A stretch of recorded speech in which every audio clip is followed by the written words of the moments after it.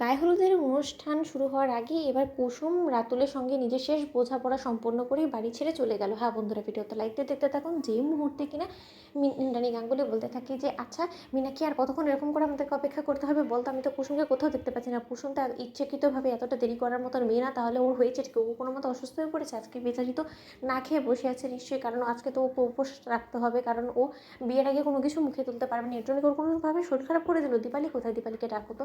ঠিক সেই মুহূর্তে যখন কিনা দীপালিকে ডাকা হয় এবং দীপালিও যখন কোথাও খুঁজে না পাওয়া মাত্রই যখন কিনা দীপালি কুসুমের কাছে ছুটে গিয়ে দেখতে পায় যে কুসুম সম্পূর্ণরূপে নিজে ব্যাগটা গুছিয়ে ফেলেছে, এবং দীপালি যখন বলতে থাকে যে কী ব্যাপার কুসুম, তুই কোথায় যাচ্ছিস বলতো? তো কুসুম, আমি তোকে বারবার করে বলেছি যে তুই এখান থেকে কোথাও যাবি না, তুই এখান থেকে কোথাও গিয়ে কই থাকবি বলতো, কারণ তোর তো যাওয়ার সেরকম জায়গাও নেই। মালদার মধ্যে যা কিছু ছিল সেটা তো সম্পূর্ণরূপে শেষ করে তোরা এখানে এসেছিস, তাই না?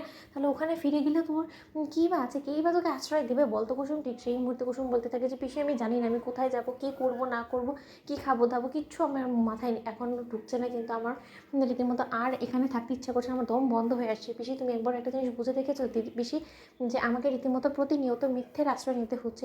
আমি আজকে রাতুল সাহেবের চোখের দিকে চোখ রেখে কথা বলতে পারছিলাম না। এক পর্যায়ে রাতুল সাহেবকে এই বিয়ের সিদ্ধান্ত থেকে পেছানোর জন্য আমাকে রীতিমতো একটা মিথ্যে বলতে হয়েছে, এবং সে মিথ্যেটার সঙ্গে যে আমার চরিত্রে কত পরিমাণে দাগ লাগিয়েছে আমি নিজ হাতে আমার চরিত্রটাকে আমি নিজে দুমড়ে মুচড়ে শেষ করে দিয়েছি। যেখানে কিনা সকলে আমার চরিত্র নিয়ে অহংকার করছে, আজকে সেই অহংকার আমি দুমড়ে মুচড়ে শেষ করে দিয়েছি। আমি রাতুল সাহেবকে বলেছি যে আমি অন্য কারো সন্তানের মা হতে চলেছি এবং আমি অন্তঃসত্ত্বা, এইসব কিছু জেনে আপনি আমাকে বিয়ে করবেন। অন্যদিকে এই সমস্ত কথাবার্তা শোনা মাত্রই যখন কিনা দীপালি কুসুমকে ছাটিয়ে চর মারে এবং বলতে থাকে যে তোর কি মাথা খারাপ হয়ে গেছে, তুই আর কোনো রকম কোনো উপায় পেলি না, শেষে কিনা তুই এরকম একটা নোংরা নিজের চরিত্রের মধ্যে দাগ লাগিয়ে এই সমস্ত কথা বলে তুই রাতুলকে নিজের কাছ থেকে সরানোর চেষ্টা করলি। এর প্রভাব কী ভাবে তোর জীবনে পড়বে তুই সেটা একবার ভেবে দেখেছিস? কুসুম ঠিক সেই মুহূর্তে কুসুম বলতে থাকে যে পিসি, আমি কোনো কিছু জানতে চাই না, কোনো কিছু বুঝতেও চাই না, কারণ প্রতিনিয়ত এরকম করে আমি আমার পরিবার থেকে শুরু করে আমার আপনজনদের সকলকে এইরকমভাবে ঠকাচ্ছি যে এর পরবর্তীতে আমার মনে হয় যে হয় আমাকে মরে যেতে হবে, নয়তো বা মালদা ফিরে যেতে হবে, এছাড়া কোনো রকম কোনো উপায় নেই। পিসি দোহাই তোমার, তুমি আর আমাকে আটকেও না।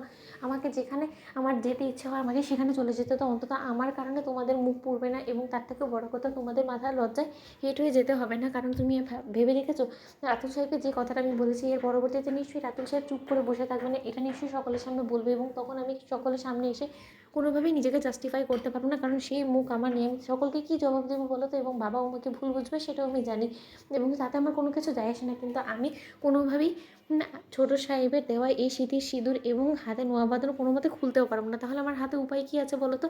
কারণ আমি তো আমার স্বামীকেও আমার কাছে ফিরে পাবো না, এবং আমার স্বামীকে এটা আমি বলতেও পারবো না যে আমি তার স্ত্রী হয়ে প্রতিনিয়ত আমি তার নামে সিঁথিতে সিঁদুর পড়ছি। তাহলে আমার উপায় কী বলো? তুমিই বলে দাও তো। বন্ধুরা, লাইক এবং শেয়ার করে সাবস্ক্রাইব করো।